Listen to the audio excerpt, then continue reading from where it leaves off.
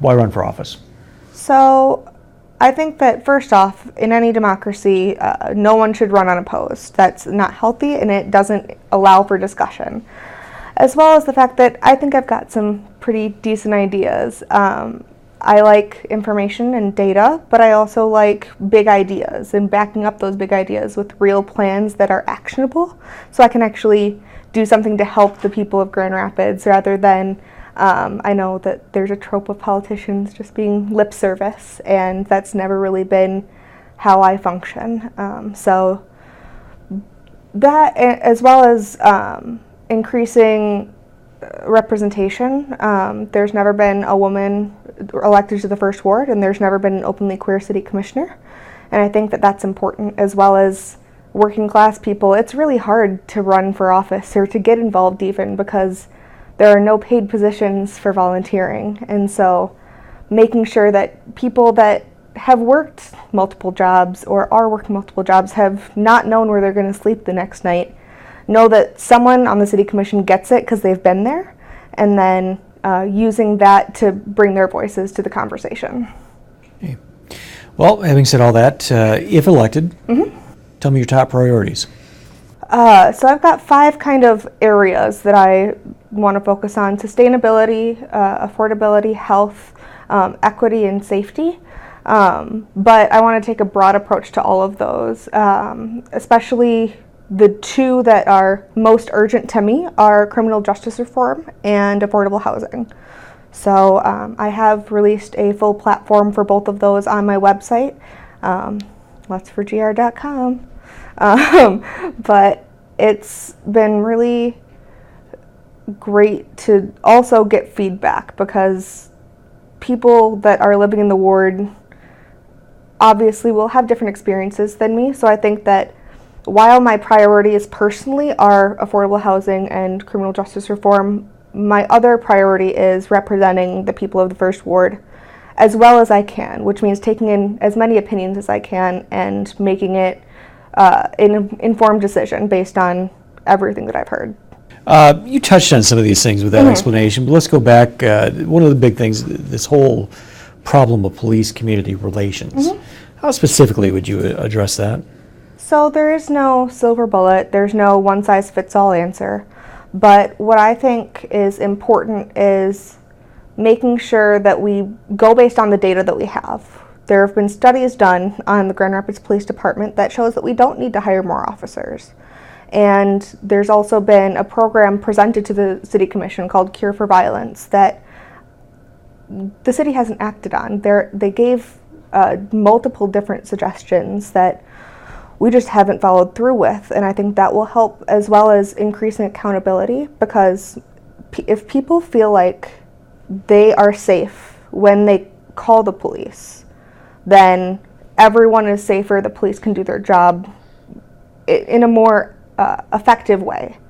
And right now that's not the case. So I think that making sure that we have in place set guidelines for how disciplinary issues need to be handled, as well as giving more power to the Civilian Appeals Board, both by, one, making it accessible to the public, live streaming it something so people know what's going on, as well as giving them some power to not only investigate, but also to give disciplinary measures if necessary, so that there is a truly independent group of people that's figuring out what's actually going on.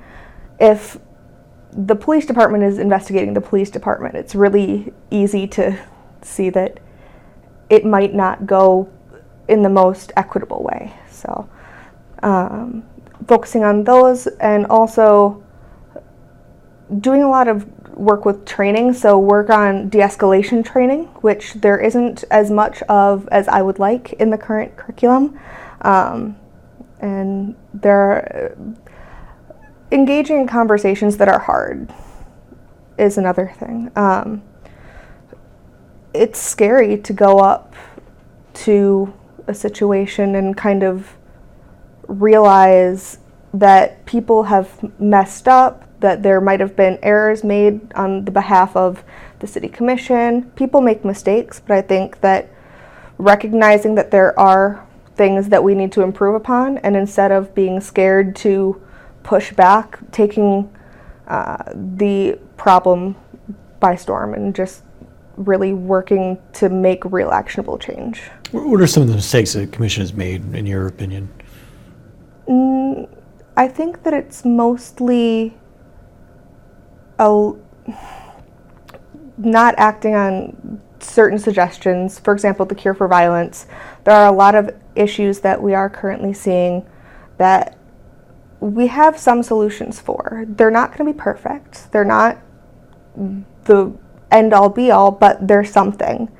And I think that rather than searching for a perfect solution, finding something and then improving upon it until it becomes perfect is preferable and important. You brought up equity, especially on the city commission. There's a kind of a grassroots effort out there that is suggesting the city commission should be expanded for more wards.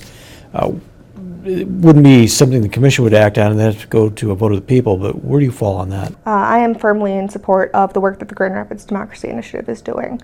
I think that the current system is outdated. Also, the wards are huge. As someone who doesn't have a car, because cars are expensive, and I have to go and canvass, and I've been knocking doors since probably June. And it's hard to get around this entire ward. So how can one person or even two people adequately represent the amazing diversity in different neighborhoods in the first ward? We can't. And so I think that making sure that people are able to vote for representatives that represent their communities specifically will help expand equity and representation in general.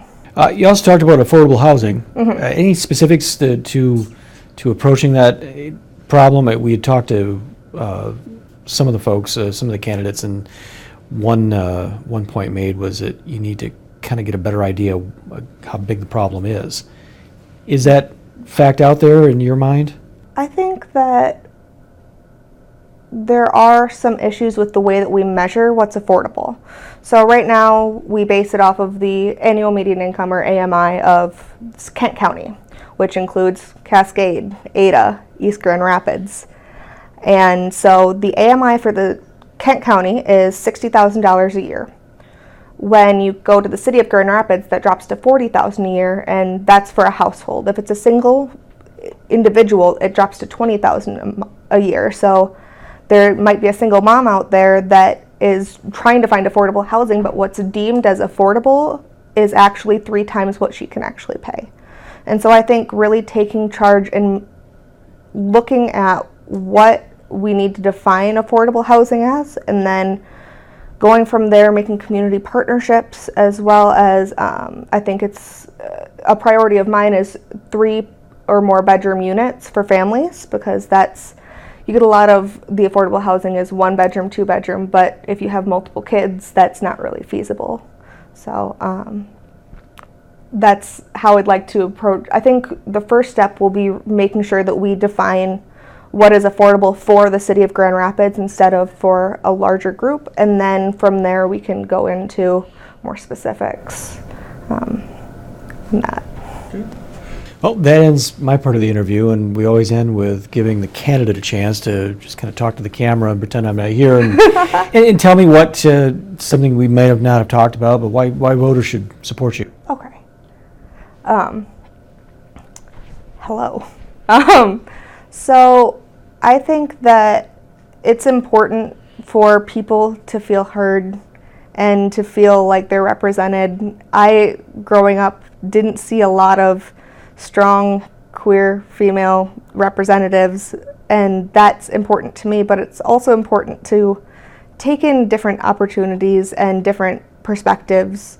I believe that I can learn something from everybody I meet, and that while having strong beliefs is important, making sure that you're doing what's right for the entirety of Grand Rapids is part of what this job is. I mean, if elected, you guys, the voters, will be my boss. So I hope to get to know you a little better. You can learn more about me and my policy proposals, of which there are quite a few, on my website, which is lutzforgr.com. And thank you. Have a great night.